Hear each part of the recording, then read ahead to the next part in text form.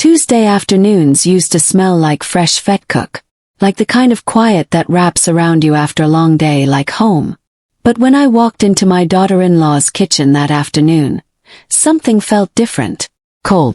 The walls were painted gray, not warm gray, but the kind that makes a room feel like nobody really lives there. Zinel sat at the island counter, phone in hand, long nails tapping against the marble. Her hair was perfect. Her makeup was perfect. Everything about her looked like a magazine cover. My son Lethabo stood near the sink, washing dishes, even though they had a dishwasher. His shoulders were tight. I could see the way his jaw clenched when Zinel glanced at him. She waited until I sat down, waited until the room went quiet, except for the sound of water running. Then she put her phone down slowly like she was placing a bomb on the table. "Thandayo," she said. Her voice was smooth. "We need to talk about something important." I looked up. Her eyes were sharp. "My family comes first," she said. Then she leaned forward and her lips curved into a smile that had no kindness in it. "You are nothing, Thandayo. Stop pretending you matter here." The words didn't bounce off the walls. They just landed heavy, final, like a door closing in your face. Nobody moved. Lethabo kept washing the same plate over and over. He didn't look at me. He didn't say my name. He just breathed out long and slow like he'd been waiting for this moment and was relieved it finally came. The kitchen felt smaller suddenly, like the air had been sucked out through a crack I couldn't see. My hands went numb. My chest felt tight like someone had wrapped a rope around it and pulled. But here's the strange part. I didn't feel embarrassed. I didn't feel hurt the way Zinel wanted me to feel. Instead, I felt something clear like a fog lifting. The kind of clear that had been sitting in the back of my mind for months, just waiting for someone to say the exact words that would finally wake it up. I put my hands flat on the counter. My movements were calm.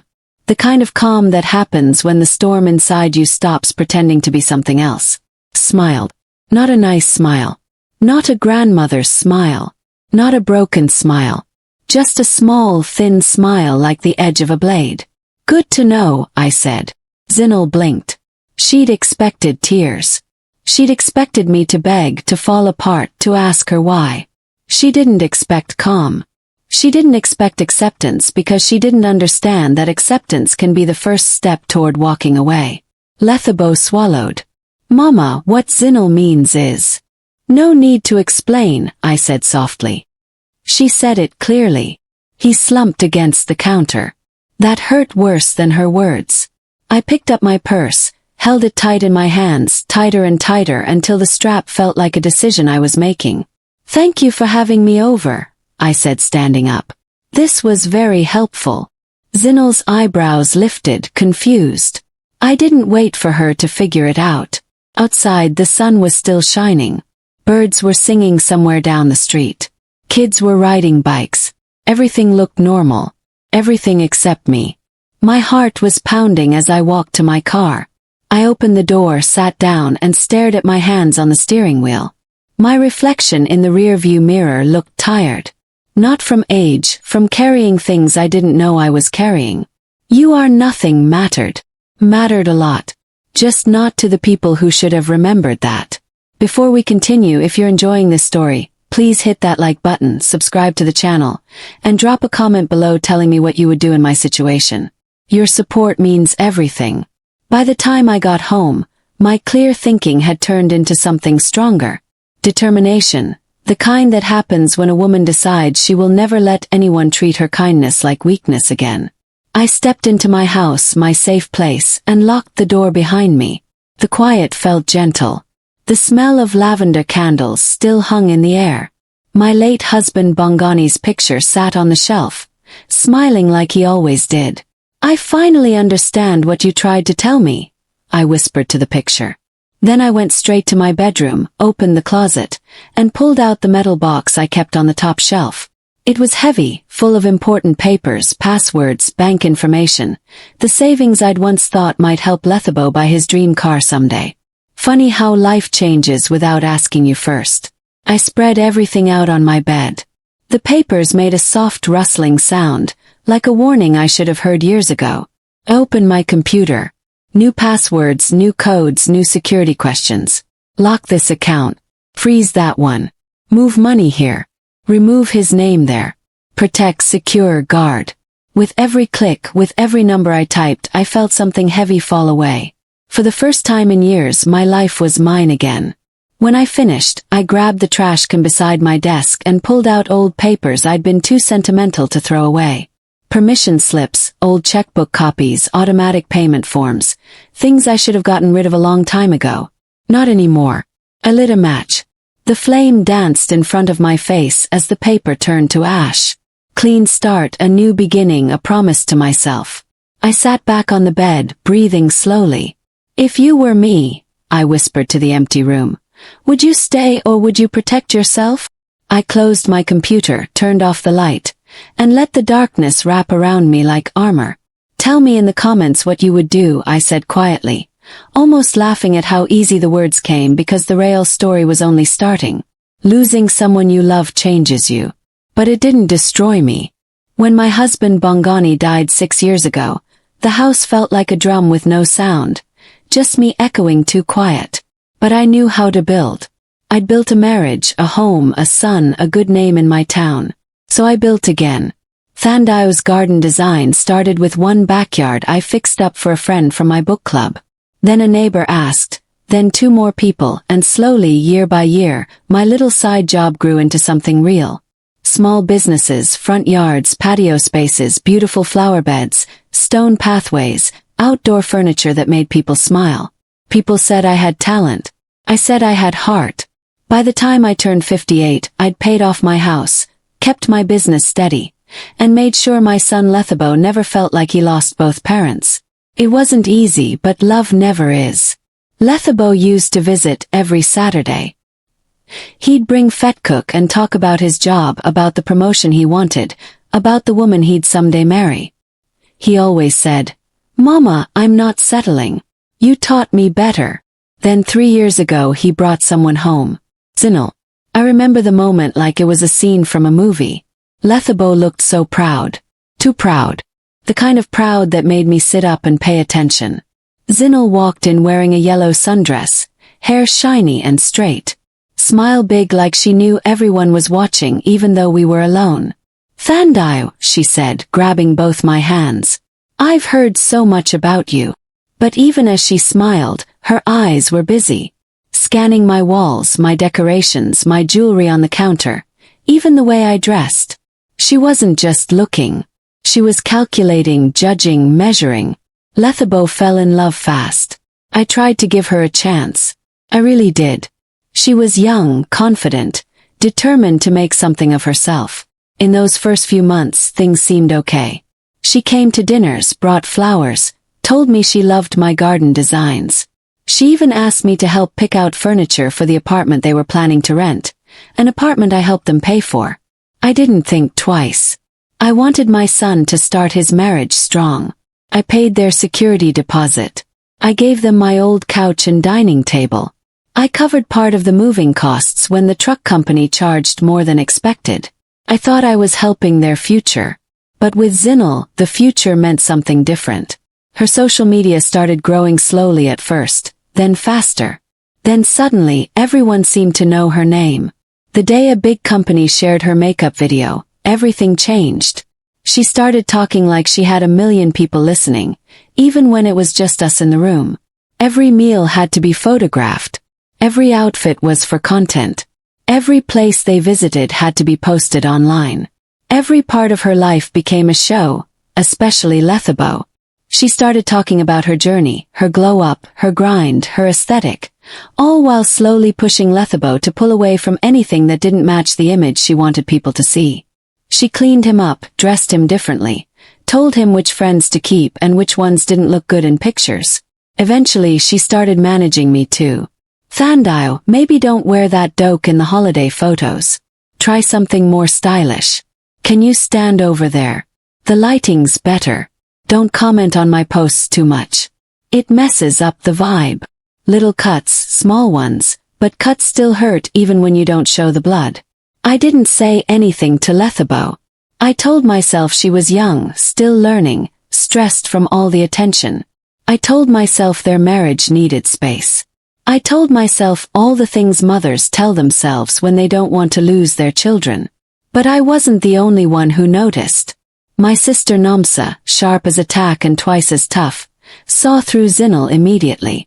"That girl's building a brand, not a family," she whispered after our family Christmas dinner. I brushed it off. Even when Namsa added, "Brands don't love people, Thandao. They use them." Then there was Mama Zanil, my next-door neighbor, 82 years old, still sharp, still watching everything from her front window. She'd wave me over when I checked the mail and whisper, "I see things, Thandao. That daughter-in-law of yours, her eyes are always moving, always looking for something." I'd laugh. "Mama Zanil, you just don't trust anyone under 30. But her face would get serious. "No, baby. I don't trust people who smile with their mouth but not their eyes." The person who tried hardest to warn me was Thembika, my best friend, a lawyer who'd seen every kind of family drama in her 30 years of practice. She never liked Zinal's sweetness. At Lethabo's birthday party, she pulled me into the hallway. "Don't put anything in that girl's name," she said. "Don't co-sign. Don't give her access to your accounts. Don't sign anything she asks you to sign." I promised I wouldn't, and I meant it. But when your son calls and says, "Mama, I need help," and his new wife smiles and says, "We're family, right?" and you want them to be happy, want them to succeed, want the future you dreamed of for them, promises get fuzzy. Boundaries get soft. And mothers who love too much make mistakes they pay for later. The signs were there. All of them. I just didn't see them clearly. Not until the day she looked me in the eyes and told me I was nothing. That was when the truth finally grabbed me by the shoulders. A mother can survive heartbreak. A mother can survive loss. But knowing your child chose someone else over you, that's the kind of pain that doesn't heal, it just hollows you out. And hollow spaces echoing questions you've been too afraid to ask. Why did things change so fast? And more importantly, what had been happening behind the scenes these past 3 years, waiting to show itself? If you're still watching, please don't forget to like this video and subscribe. Share your thoughts in the comments, I read every single one. The weeks after that kitchen visit felt like standing in a room where the lights kept flickering. Nothing big, just little moments that felt wrong. Quiet enough to ignore if you wanted to, but loud enough that once you saw one, you saw them all. And I started seeing everything. The first strange thing happened on a Thursday night. I stopped by Lethabo and Zinal's apartment to drop off some plants I'd grown for their balcony. I knocked twice. No answer, but I could hear voices inside. I lifted my hand to knock again when Zinal's voice came through the door. "No, not now. I told you to call during the day." Then her voice again, lower. "He doesn't need to know yet." I said not yet. The tone was different. Urgent, panicked. Nothing like the confident voice she used on her videos. Froze. Suddenly, footsteps came toward the door. I stepped back quickly, pretending I just arrived. Zinal opened the door, surprised. "Oh, Thandao." Her phone was still in her hand, screen facing down. Her face was flushed. She forced a smile. "We weren't expecting you." Behind her, Lethabo walked into the living room. His shoulders were stiff. His face looked tired. "Everything okay?" he asked her. She nodded quickly, too quickly, then turned to me. "Next time just text first." "Okay." It wasn't what she said. It was how she said it. Like I'd walked in on something secret. Something she couldn't risk being heard. I handed her the plants and left. My footsteps felt heavier than usual. I didn't want to jump to conclusions. God knows mothers can overthink. But that night, lying in bed, replaying her voice whispering, "He doesn't need to know yet," something inside me woke up and I didn't go back to sleep. The second sign was Lethabo himself. My son used to call me 3 times a week from his car during lunch while walking his dog just to check in. But suddenly his calls got short, rushed, cryptic. "Hey mama, can't talk long. Work's crazy. I'll call you back." He never did. When I asked if he wanted to come for Sunday lunch, he said, "Let me check with Zinal first." Not "let me check my schedule." Not "I'd love to." "Let me check with Zinal." Like he needed permission to see his own mother. The third sign hit harder. I found a receipt in my mailbox. Not mine, delivered by mistake, but addressed to my street number. The spa down in Santun. I almost threw it away until I saw something weird. The customer name said, Thandao Cartier. Thandao spelled wrong. Mackay spelled right. Service used facial treatment package. Cost, 780 rand. I stared at that paper for so long the words started to blur. I'd never been to that spa. I'd never gotten a facial in my life. And someone had spelled my first name wrong. Someone who didn't know how I spelled it. Someone who wasn't me. Chills ran up my back. That night, I sat at my kitchen table with a spa bill and the bank statements spread out in front of me like pieces of a puzzle. My stomach twisted. None of this was random, but I still didn't know what the picture was supposed to look like. Not yet. Then came the conversation that made my skin crawl. I was coming home from the grocery store when I saw Mama Zanil sitting on her porch, drinking rooibos tea like she did every evening before sunset. Wave. She motioned for me to come over. Thandao, she said in that quiet voice old ladies use when they're about to tell you something serious. You doing all right? I'm fine, I said automatically. She shook her head. That's not what I asked. I sighed and sat down on the step beside her. What's on your mind, Mama Zanil? She leaned closer. A few days ago, someone came by asking questions about you. My chest tightened. What do you mean asking questions? Asking if you ever planned to move. If your house was paid off, if you had any loans against it, if anyone else had rights to it. I stared at her. Mama Zanil, who asked you that? She took a slow sip of tea, then looked at me with serious eyes. Someone from your family, Thandao. Someone who talks real fast and smiles like it's part of a script. My heartbeat stumbled. Zinil. Had to be Zinil. But why? Why would she care about my house? Why would she ask about loans? Why now? Mama Zanil must have seen the fear in my eyes because she placed a warm hand on mine. You might want to keep your guard up, she said quietly. Trouble doesn't always knock loud. Sometimes it sneaks in through the back. When I drove home that evening, the sky was turning purple. Stars were barely starting to show. Every street light I passed flickered like a warning. Something was being planned, something involving my money, something involving my house, something involving my family. And whoever was behind it wasn't working alone. The cracks were getting bigger. And still I hadn't seen the whole picture. Not yet. But I could feel it coming, creeping closer, waiting to show itself when I least expected it. The text message came at 3:17 in the morning. I wasn't awake. My phone buzzed once. A quiet sound swallowed by the darkness of my bedroom. In the morning, when sunlight crept through the curtains, I reached for my phone like I always do. Messages, emails, coupon for the grocery store, and then from an unknown number. Check the loan papers your daughter-in-law submitted last week. JR. I stared at the screen until my tea went cold. Loan papers with my name. Initials JR meant nothing to me. No friend, no neighbor, no family member. I read the message 3 more times. Each word sinking deeper like a thorn pressing into skin. Why would Zinil have anything to do with a loan? And a loan for what? My house was paid off.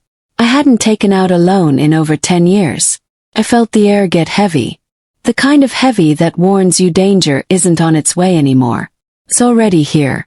At 11 that morning, I drove to Nomsa's house. If anyone could cut through confusion with truth, it was my little sister.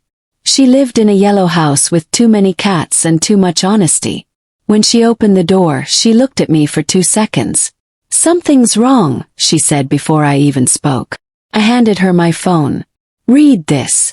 She read the message, her lips pressed into a thin line. Who the hell is JR, she muttered. And how would they know about loan papers? That's what I need to figure out. Okay, she said, switching into business mode. Tell me everything. I told her. The strange charges on my card. The spa bill with my name spelled wrong, Zinil's whispered phone call, Mama Zanil's warning about someone asking questions. Nomsa didn't interrupt. just listened with that fierce focus I'd always admired.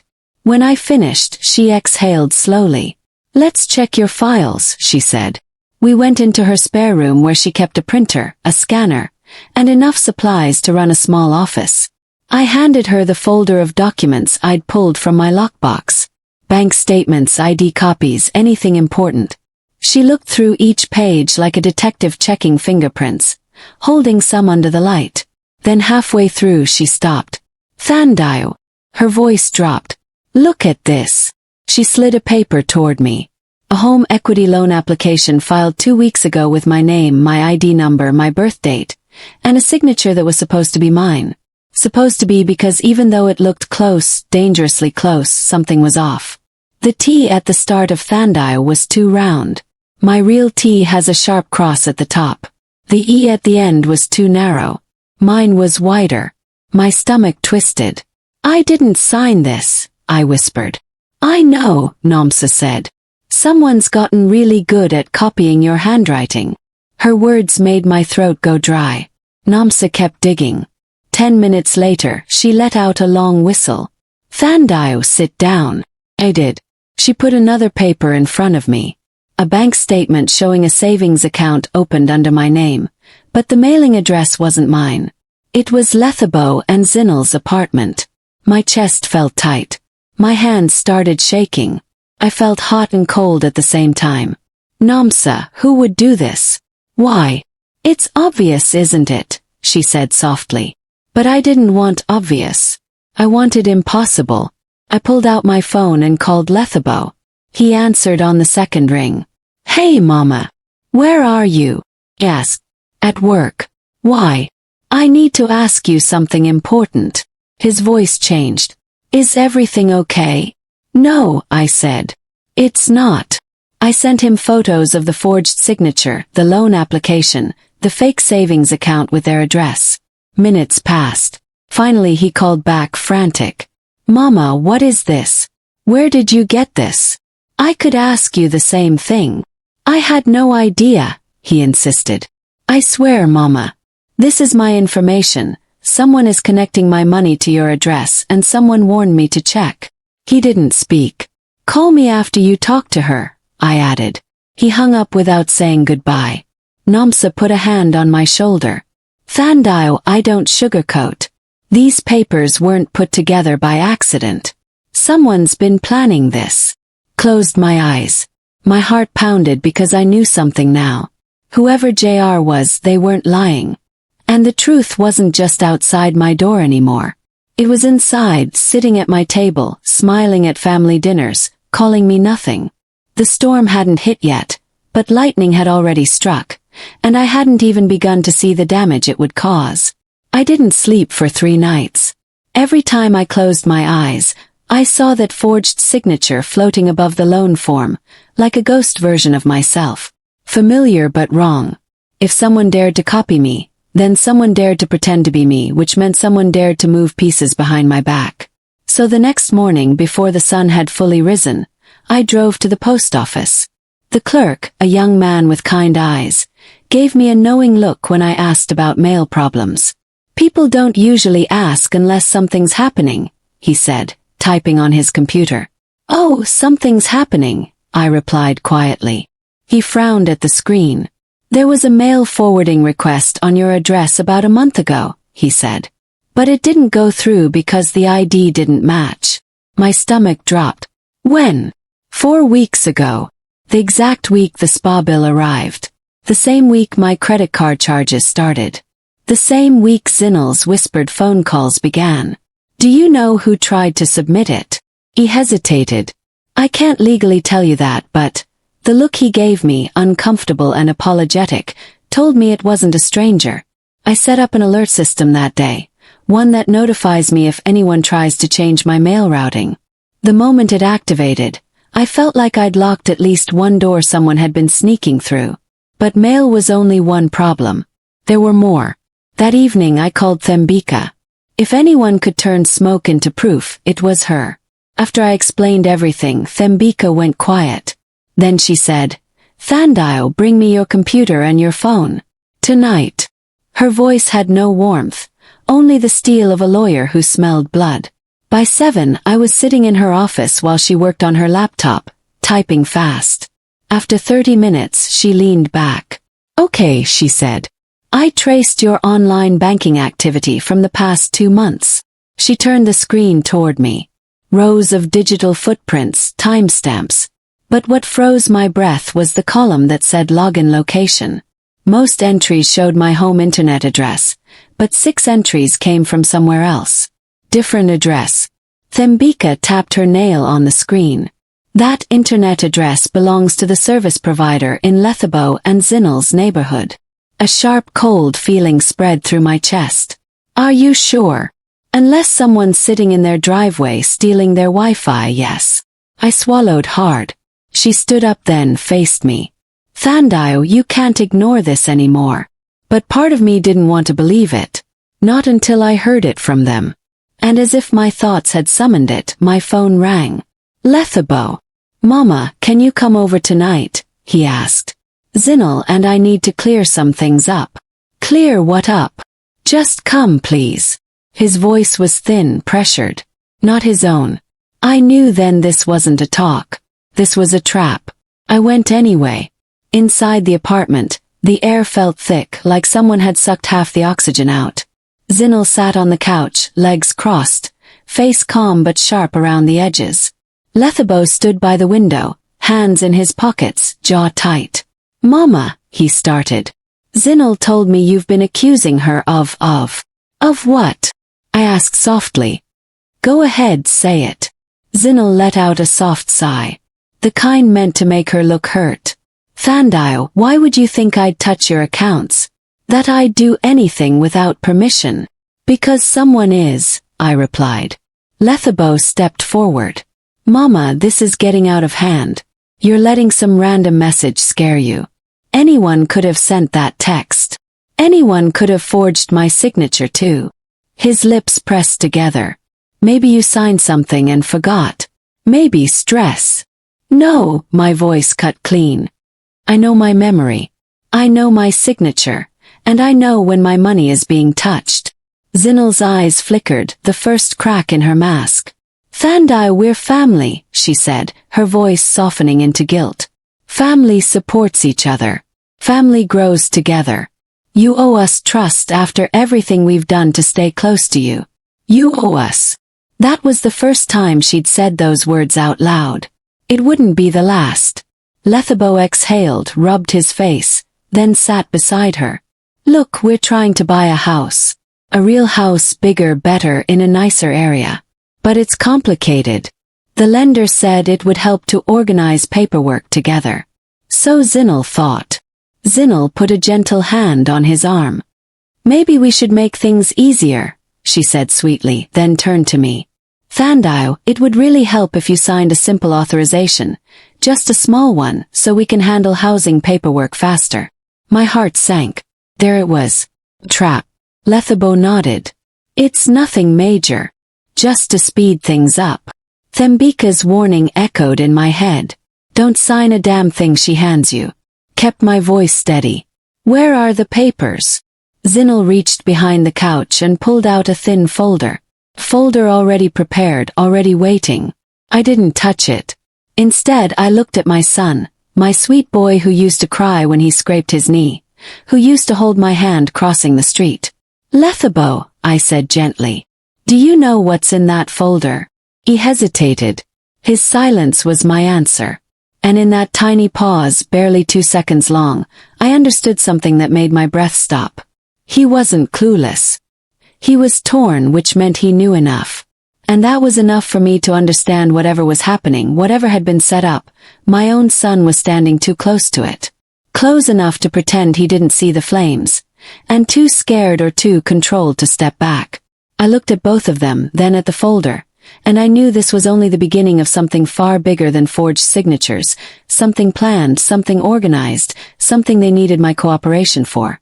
And now they knew they wouldn't get it easily. Don't forget to like, comment and subscribe. Your support keeps this channel going and I truly appreciate each and every one of you. Thembika called me the next morning at 6:30. The hour saved for emergencies or news you can't wait to share. Thandile, she said without a greeting. Get to my office now.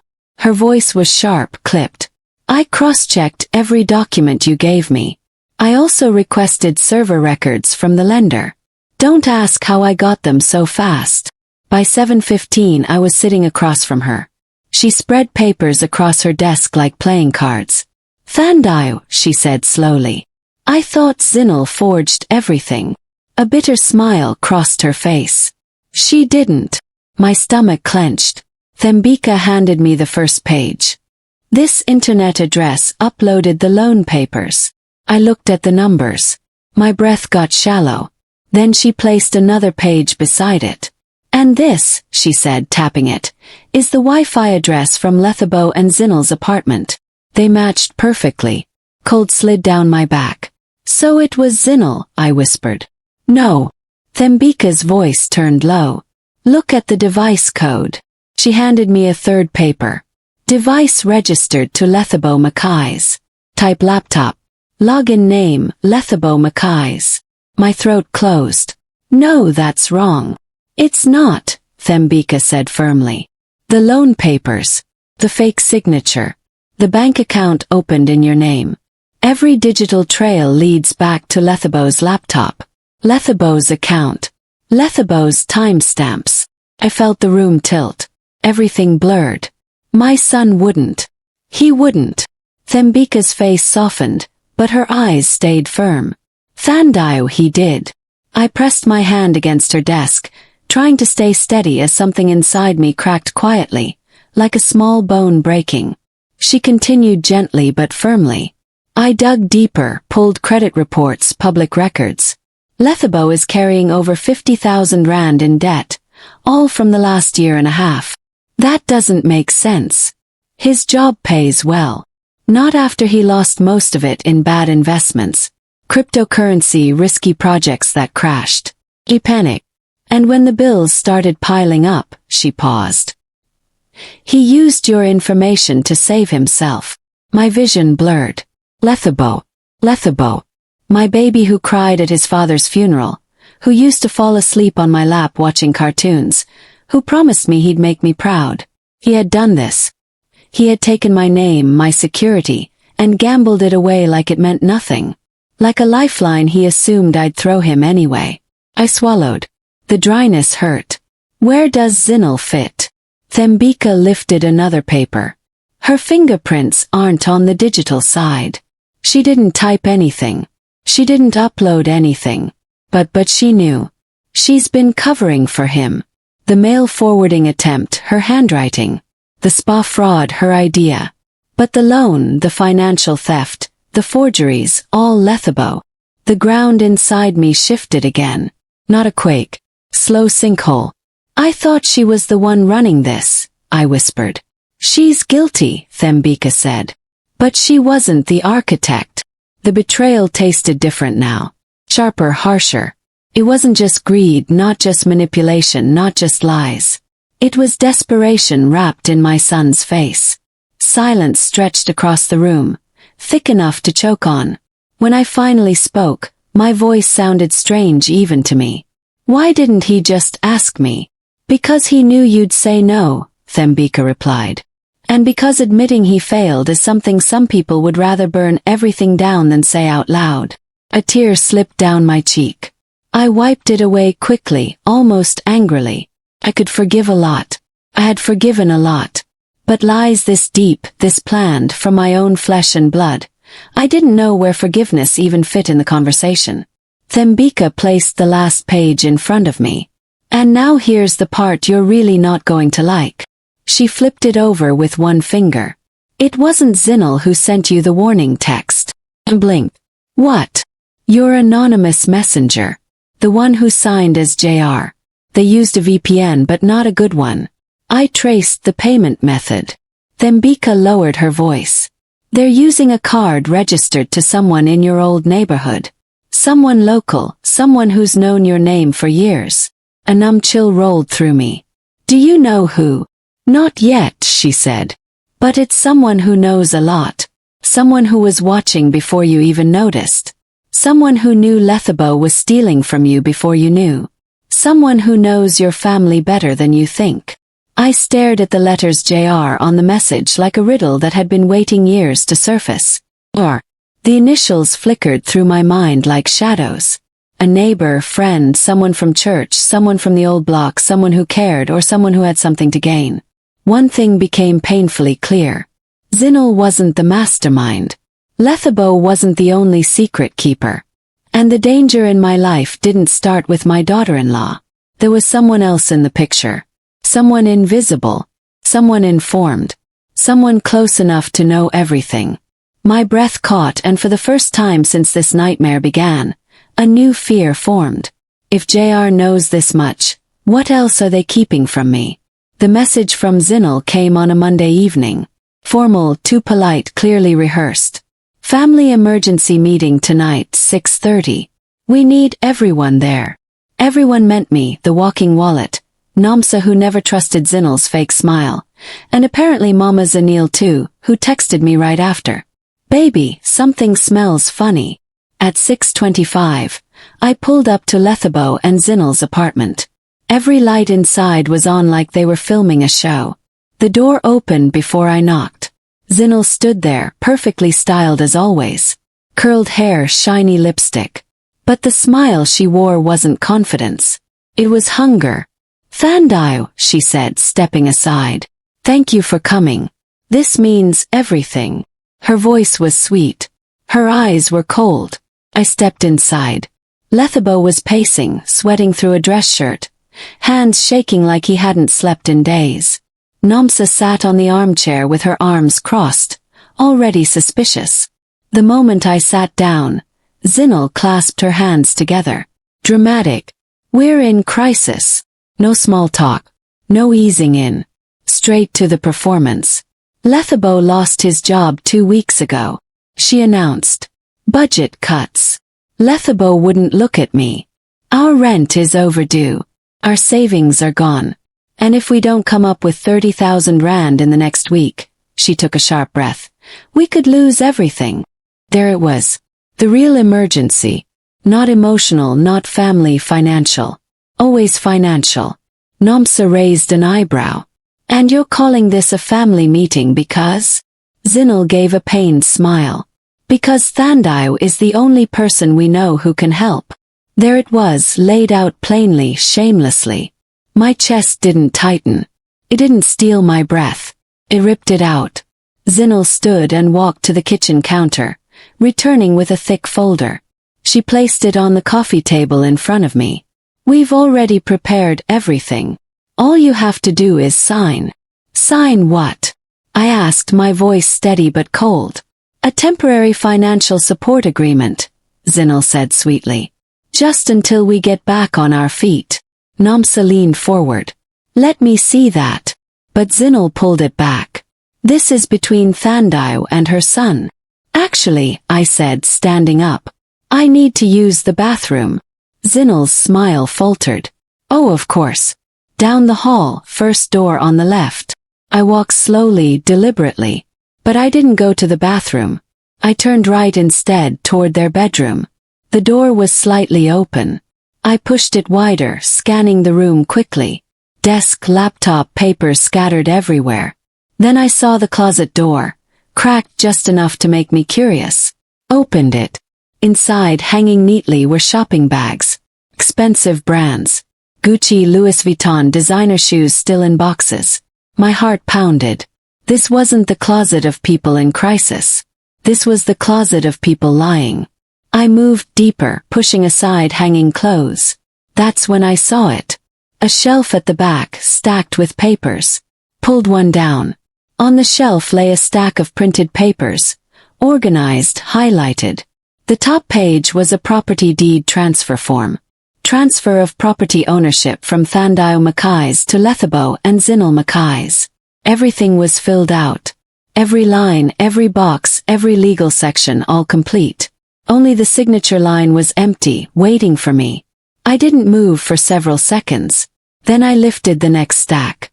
It was worse. A folder labeled, Insurance Claims, T. Mackay's. Inside were dozens of receipts. Botox, facials, hair extensions, nail treatments, spa packages, all billed under my insurance, all approved because someone had forged authorization forms. My stomach turned. I opened the last folder. Clipped to the cover was a small recording device. A sticky note on it said, "Play this." My fingers moved slowly like underwater. Press play. A voice filled the small closet. Clear as day. Zinal laughing. Once we get the house under her name and refinance it, she can't back out. The equity becomes ours. She trusts Lethabo completely. And when we finally get her to sign the transfer, boom, done. Another woman's voice, amused. "Girl, that's brutal." Zinal again. "Please. Smart. She doesn't need all that space anyway. We're building a future. She owes us support. And if she says no," a pause, audible even without seeing, "she'll give in. She always does." The recording ended, but the echoes didn't.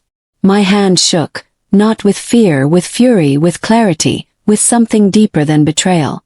I had come here thinking Lethabo was the main problem. But I was wrong. Very wrong. Lethabo made the moves, the paperwork, the panic choices. But Zinal had built the plan. She had organized the property transfer. She had used my insurance. She had set up the refinance. She had recorded herself explaining the scheme like she was teaching a class in manipulation. Lethabo wasn't innocent.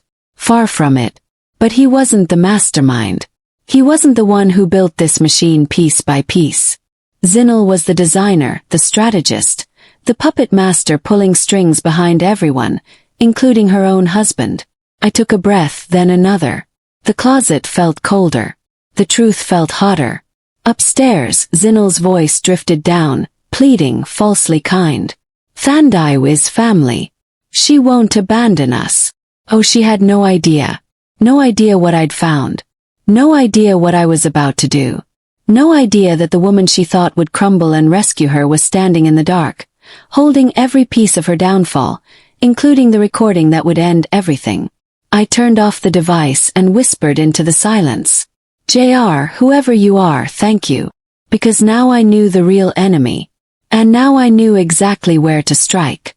When I climbed back up from that bedroom, I left the closet door slightly open, just enough to pretend I'd never been there. Zinal's voice swept toward me the moment I reappeared. "There you are," she smiled brightly, relief washing over her face. "You okay? You were gone for a while." I returned the same smile, calm, almost angelic. "I'm fine," I said. "Just thinking. A lot to take in." Zinal clasped her hands together, overacting as usual. "We're really hoping you'll consider helping us. We're family." Family. What an interesting word. I nodded slowly. "I'll think about it." Lethabo let out a breath he'd been holding.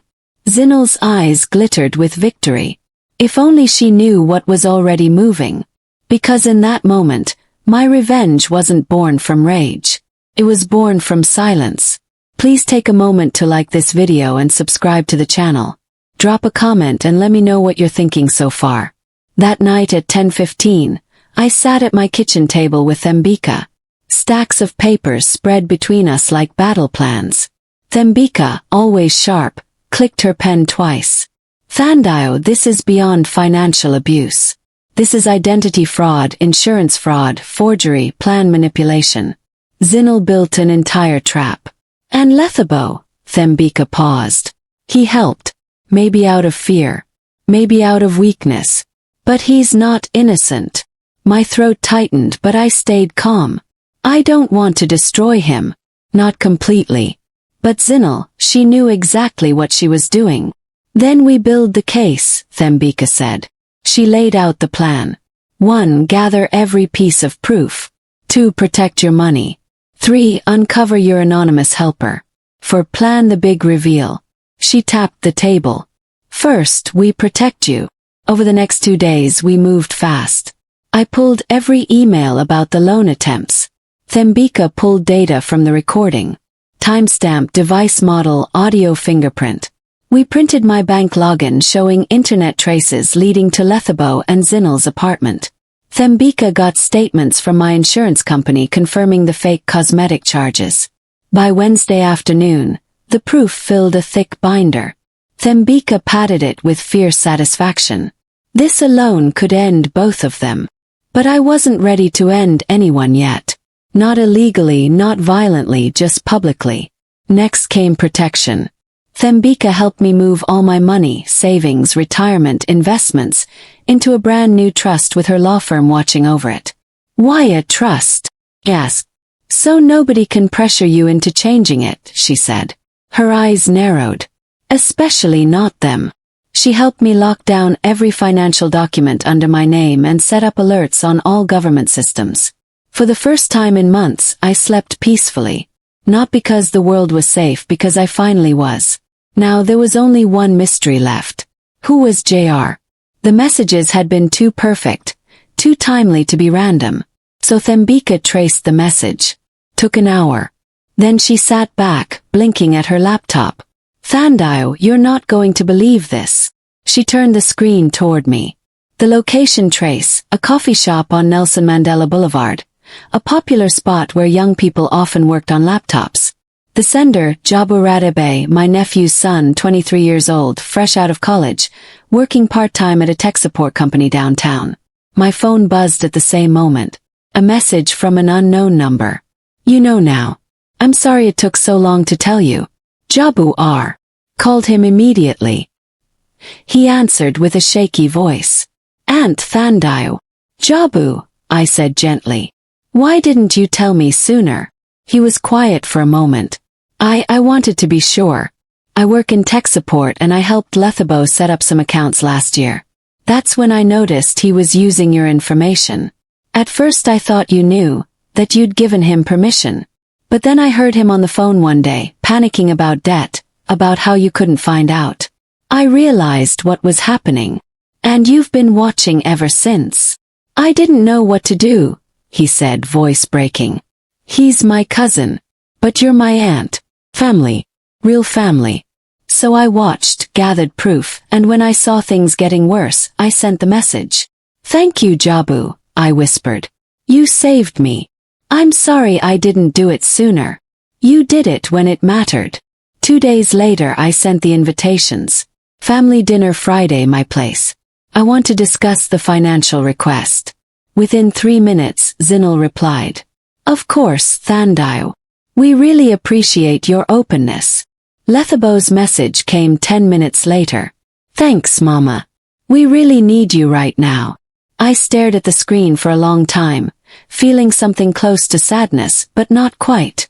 Then I typed the last message I needed to send. I'll have an answer for you. And I would, just not the one they expected. The morning of the dinner was strangely peaceful. Sunlight poured across my dining table, warming the polished wood.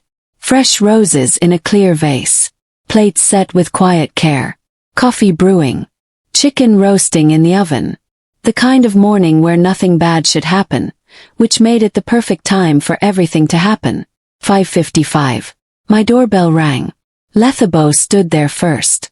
Wrinkled shirt, tired eyes, a man held together by hope and lies. Zinal appeared right behind him, dressed like someone expecting good news.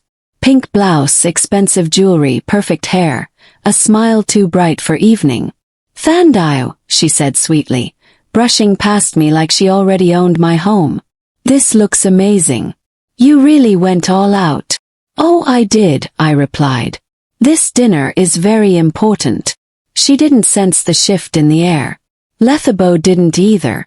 They sat pretty. They filled their plates, smiling, pretending this was normal family time. Not the battlefield it was about to become. When the plates were mostly empty, I reached for a white folder placed at the center of the table. I slid it toward Zinal. Her eyes lit up, greedy, expectant. Before I help, I said softly, let's go over some paperwork together. Zinal's breath caught with relief. She genuinely believed I was about to sign over my house, my savings, my life. Of course, she said sweetly, fingers already opening the folder. We really appreciate you stepping up. This means more than you know.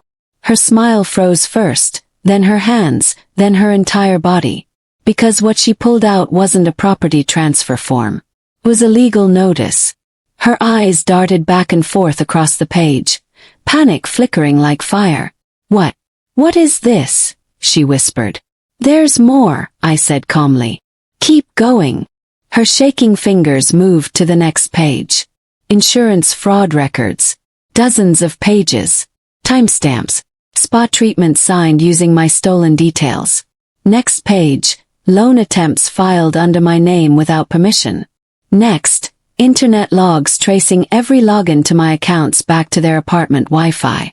And finally the recording device, the one holding her own voice, bragging about trapping me. Zinal's face went pale, ghostly, waxy. Her mouth opened but no sound came. Lethabo leaned forward, confused. What's going on? He asked. Zinal slammed the papers against her chest like a shield. Lethabo, she's setting us up. She's twisting everything. I reached calmly for the laptop I'd hidden under my chair. One click. The recording began to play. Zinal's voice filled the dining room. Once we get the house under her name and refinance it, she can't back out. The equity becomes ours. Lethabo's face drained of color. She owes us support. And if she says no, she'll give in. She always does. When it ended, the silence was crushing. Lethabo stared at his wife like he was seeing a stranger. Zinal, please tell me that's not you. Zinal stuttered. I was joking. You know how I talk. This is out of context. No, came a calm voice from the doorway. Thembika stepped into view. Navy suit, binder under her arm. Nothing here is out of context. And before either of you try to argue, let me be clear. Mrs. Mackay's is under my legal protection. Zinal shot up from her chair. You invited a lawyer to family dinner? You invited fraud into a family home, Thembika replied coolly. I'm simply returning the favor. Lethabo sank into his seat, covering his face. God, what have we done? Zinal slapped his arm. Don't you dare fold now. This is a setup. Thandai is manipulating us. Finally spoke. Not loud. Not angry. Just steady. Here's what happens from today forward. Zinal froze. First, I said, I'm cutting all financial support permanently. Her lips parted in shock. Second, every rand taken through my insurance will be paid back fully through a plan Thembika will monitor. Thembika nodded, opening the binder. Miss even one payment, and the case goes directly to the National Prosecuting Authority. Third, I continued, if either of you tries to pressure, contact or manipulate me again, I will file for a protection order. Zinal's voice cracked. You can't do this. You can't ruin us. You ruined yourselves, I replied. I'm just choosing not to drown with you. She turned to Lethabo. Say something. Tell her we didn't mean. But he wasn't looking at me anymore. He was staring at the papers in Zinal's hands, at the forged forms, at the transfer deed, at the fraud report. He whispered, barely audible. You did all this. Zinal's mask finally shattered. I did it for us, she hissed. For our future, for our image. You think your mother was just going to hand over anything unless we forced her hand? Forced. Lethabo said sharply. And it was the first time in years I'd heard strength in his voice. Clarity even. Shame. Thembika closed the binder. Our work here is done. Understood. Lethabo, I hope you rebuild your life truly. But it won't be with my money or my name. He nodded slowly, tears forming. Whether from guilt or embarrassment I couldn't tell. Zinal, trembling, shoved the papers back into the folder. This isn't over, she whispered. I'll fix it. I'll fix everything. But she didn't. Because within 2 days, word leaked through the community. Zinal's insurance scam. Her property transfer attempt. The recording. Her influencer brand collapsed overnight. Companies dropped her like hot coal.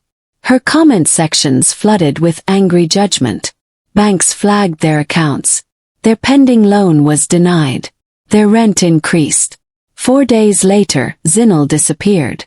packed a bag, left a short note for Lethabo, and vanished to clear her mind. Lethabo stayed behind, alone in the wreckage, left to face the truth and the consequences. And me. I left for the coast. Charleston, Eastern Cape. A small rental near the beach. Salt air, morning walks, space to breathe. Creating didn't feel like running away. Felt like coming home. Every morning I made tea, opened the windows, let the ocean breeze flip through my sketch pages. My work, my life felt lighter here. In my second week in the Eastern Cape, a letter came. Handwritten. The handwriting immediately familiar. Shaky loops, heavy pen. Mama Zenil. I smiled before I even opened it. Inside, her wobbly handwriting filled 2 pages. Baby, you missed quite a show. After your dinner, Lord, the whole neighborhood was talking. Folks say Zinil Dunn disappeared into thin air. Some say she's hiding in Johannesburg. Others say she's trying to come back online, but the comments chase her everywhere. I don't gossip, but I do observe. And what I observe is you did right. She ended with, if you ever need rooibos tea or an opinion you didn't ask for, you call me. I folded the letter slowly, warmth rising in my chest. Old roots, new soil. Some connections survive the storm. A week later another letter came. Different. Carefully typed. Signed Lethabo. I stared at the envelope for a long time before opening it. Mama, I'm sorry. Truly. I let someone lead me into darkness and I followed because it felt easier than admitting my failures. You didn't deserve what I did. I hope you're safe. I hope you're at peace. I'm rebuilding. Slowly. If one day you want to talk, I'm here. Lethabo. I read it twice, then a third time. Then I folded it neatly, slipped it into a drawer, and left it unanswered. Forgiveness is a bridge. But some bridges you cross only when both sides are steady. And his wasn't yet. 3 months passed. My workspace grew. Clients found me through recommendations.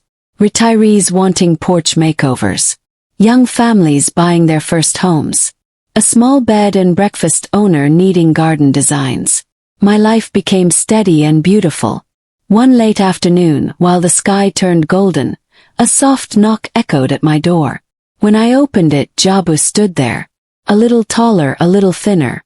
Not the confident young man I remembered, but softer around the edges, like he carried secrets he wasn't sure were his to carry. Aunt Thandiyo, he whispered. I pulled him into a hug before he could say anything else. When we sat on the porch, he didn't touch his rooibos.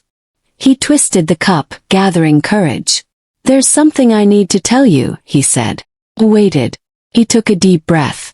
You know Zinil disappeared for a while after everything came out? He nodded. She wasn't just running. She was getting help. My chest tightened. Not with fear or anger. With something more complicated. Jabu continued, voice cracking. Zinil's been dealing with serious anxiety for years. Not just stress, full panic attacks, breakdowns. She hid it really well. Too well. Another pause.